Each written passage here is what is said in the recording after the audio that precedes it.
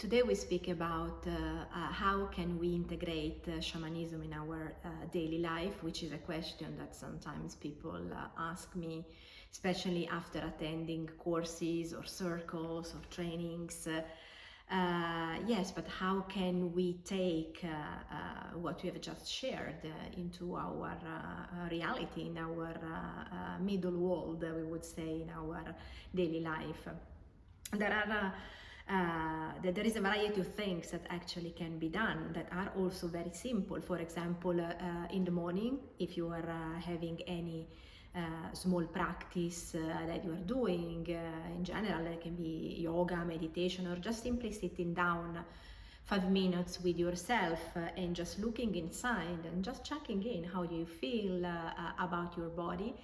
When you are doing that, for example, you can open the directions, which would be just simply dedicating few moments either to the main 4 directions, which are the 4 cardinal points, east, always starting from the east, because it's of course where the sun is rising and the day is beginning, then moving to the south, to the west, to the north.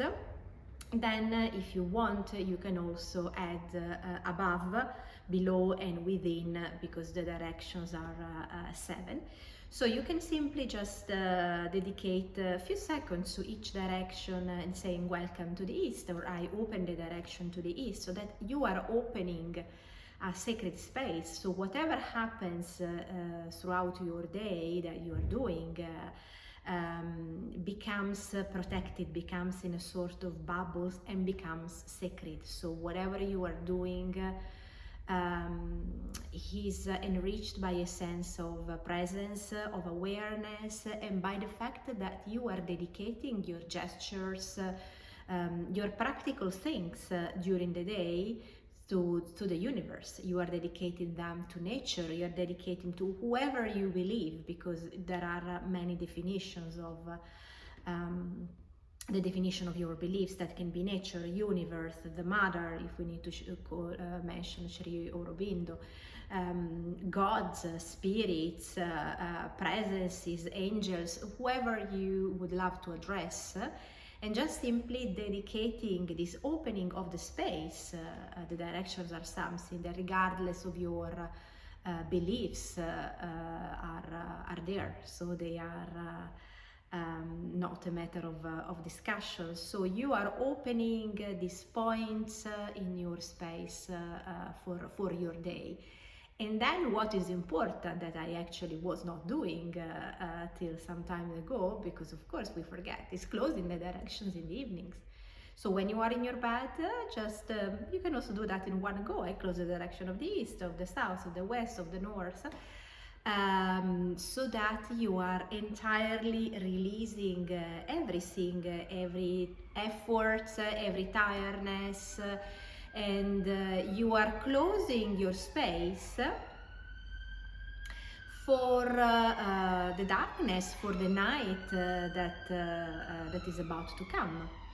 Then other small things that can be done, for example, small rituals. We already don't need necessarily a long time for that, because we are already, if we think that each morning when we brush our teeth is already a ritual, so it's the repetition of the gestures pretty much always in the same way. So we can add this symbolical thing of rituals, for example, when there are full moon happenings, when there is the new moon, knowing that with a full moon we always need to release something, let go of something, and detach from something that is present in our life that is simply overwhelming us, or toxins, emotional toxins, for example. While during a new moon we would work on setting new intentions for something new that needs to happen, so new promises. So these are, for example, very simple things. We can make a ritual when we want to have a specifically intent for something that we would love to happen, that we are asking the universe to happen. So for example, we could just repeat each day the beautiful sentences that are similar to the Ho'oponopono, which are: I bless you, I thank you, I love you, I believe you, and I have faith in you. Or you can also have a variation of them, but it's just simply reinforcing these elements in a way that you feel resonates with your way of expressing, and already saying to the universe that you are grateful for the things you have, and that you are already saying thank you, and you're already showing your gratitude for what is about to come. And you mentioned that because this power of the vibration, sending out your intention to the universe, but treated and considering as if it had already happened or it was about to happen. So this is a way that is a shamanic way of actually attracting your abundance and your wishes. Then of course there are other ways to work on that. Or it can also be a way of integrating shamanism. Start listening more to your intuition, listening more to your senses, observing more all the omens or the signs that we can find around when we walk, when we go around in places, which are a way of the spirits to communicate with us. So start learning to decode images. So start learning to observe images around us and see what's the meaning, the symbol message that is coming to us. Are we on the right road, especially when we need to check in? Do I need to do something? In which direction do I need to go? We just ask the universe, and the universe is quite straightforward, and it replies immediately, sending us an answer, a reassurance, because sometimes we just need that kick to be sent in a direction, but we already knew before that was the direction that was either wrong or right. So it's something that it's in our belly or in our heart. So our body is the first one that is communicating this before we go into our mind. That of course would be the problem, because we start analyzing, checking, this is bad, this is good, start putting labels, so this of course becomes judgmental. Then another way to integrate shamanism in our life is self-healing. So that moment of self-care that we can dedicate to ourselves, that can also just be done in very simple ways, just passing a hand on our body. If we have, of course, we are not trained as a practitioner and we don't know exactly what other techniques to use.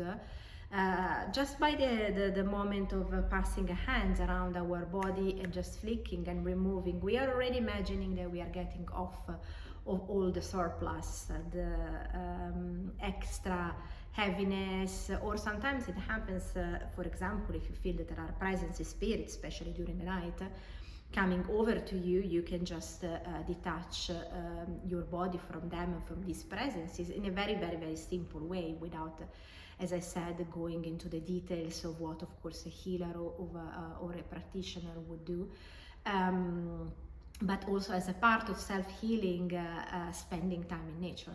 So going and working on the grounding element, because of course the key of everything, especially if you are in a spiritual path, or you are working very much with your mind, we lose this element of the body. So being embodied and our groundedness, we levitate, we go up, we are too much in our mind. So we need each time to remember to go down, so to work on our feet, so walking barefoot in nature, or spending as long as we need time without shoes, so that we are having the contact of our feet with the ground. And also, for example, applying herbal remedies or oil, if you are a little bit more into Ayurveda, for example, that some oils have this wonderful power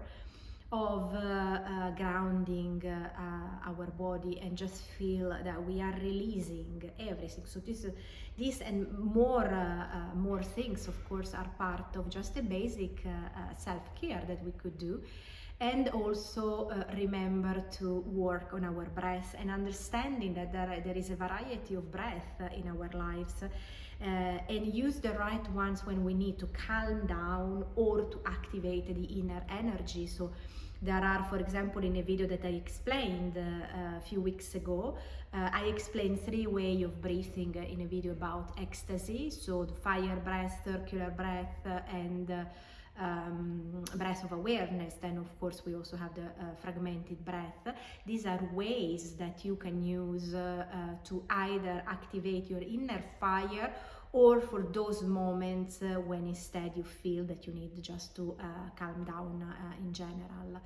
And then of course taking shamanism into our relationships. So each time we are in a relationship with other partners, friends, or in general, be sure we are not keeping cords that don't have any reason or for existence, because we are having attachment to people or situations that sometimes we are not they are not beneficial for us. And of course it requires some specific ways to cut cords or to be detached from people, and I will go into more into that next time.